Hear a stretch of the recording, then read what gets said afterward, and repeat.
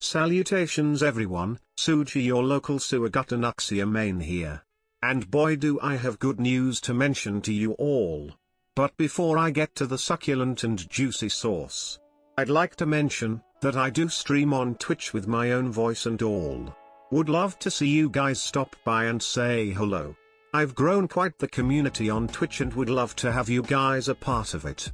The link to my Twitch will be in the description below.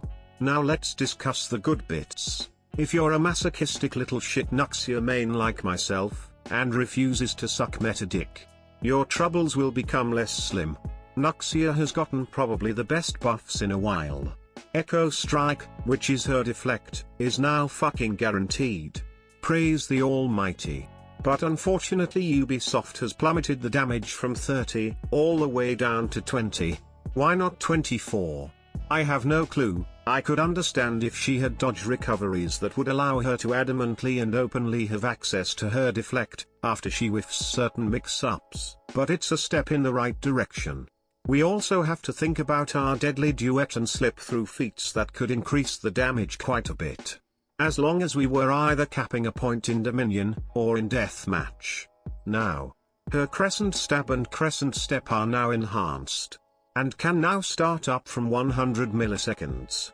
And will be delayable by 400 milliseconds. From what I'm taking from this, is that we will either become more vulnerable and unable to dodge certain attacks unless we delay the dodge attack. I may be wrong, we will just have to see for ourselves. Now, possibly my favorite buff they've added on her after throughout the 4 years.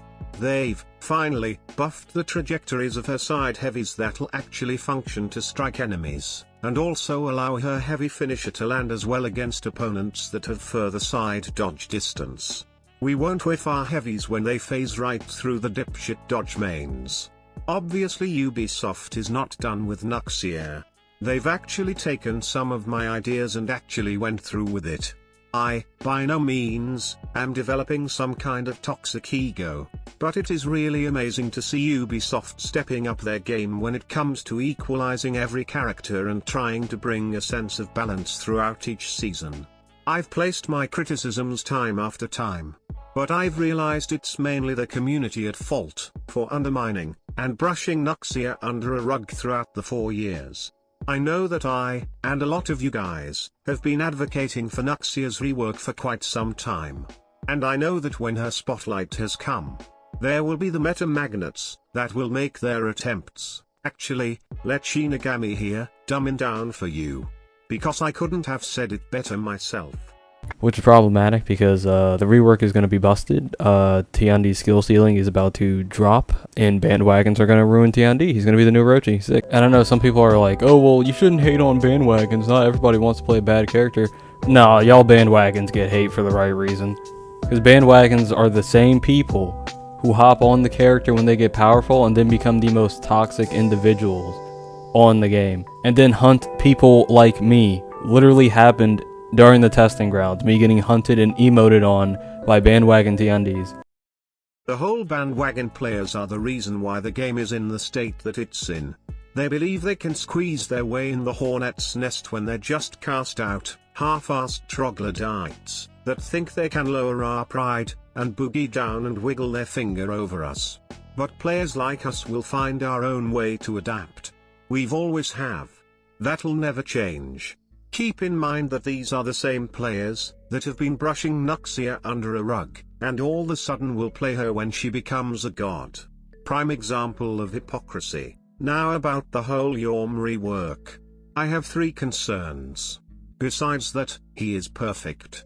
Jorm can do a knockdown bash on opponents in neutral without out of stamina punishes and activate his slam with a total damage of 34. And there is quite the distance when he does that. And as cool of an idea as that may be, he will become a worse ledger than Warlord. Also his shield feat can activate every slam anyway. That grows a lot of concern.